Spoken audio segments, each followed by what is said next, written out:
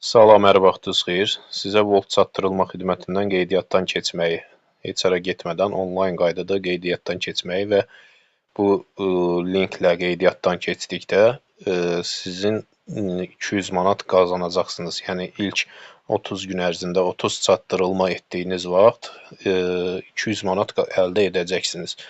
Demək, bunun üçün nə etmək lazımdır? Videonun altında şərhlərdə qeyd etdiyim linkə giriş edərək burada bütün xanaları doldurup, misal üçün yuxarıda yazıb ad, pasportda olduğu kimi, soyad, pasportda olduğu kimi aktiv elektron poçt, yəni istifadə etdiyiniz bir elektron poçtdur.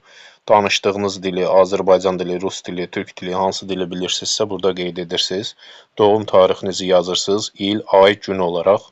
Sonra telefon nömrənizi yazırsınız. Çatdırılma ölkəsi təbii ki Azərbaycan, çatdırılma şəhəri Bakı olmaq şərti ilə. Bakıdakı çatdırılmalara verir bu 200 manatı. Çatdırılma nəqliyyat vasitəsi, göstərilən nəqliyyat vasitələrinin içindən hər hansı birini seçirsiniz. Burada göstərir elektrikli, nə bilim, motosiklet, avtomobil, uğunlu maşın, piyada gəzməklə bir çox şey göstərir. Sizə uyğun olanı hansıdırsa, onu ilə çatdırılma edə bilərsiniz.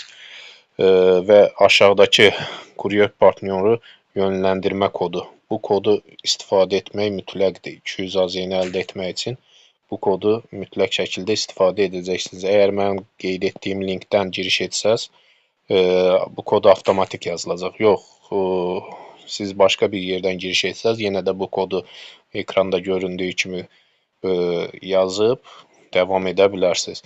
Burada mən istifadə qaydaları ilə razıyam, robot deyiləm. Vurduqdan sonra bu müraciəti göndər, aktivləşəcək. Müraciəti göndərdikdən sonra ikinci mərhələ hesabın yoxlatdır.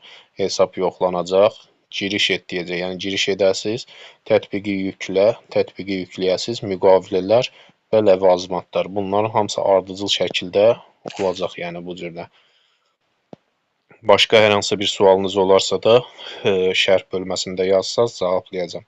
Amma birinci növbədə şərt, yəni həmin şeyi qazanmaq üçün, giriş etmək üçün birinci növbədə şərt burada referans kodunu düzgün qeyd etməyiniz.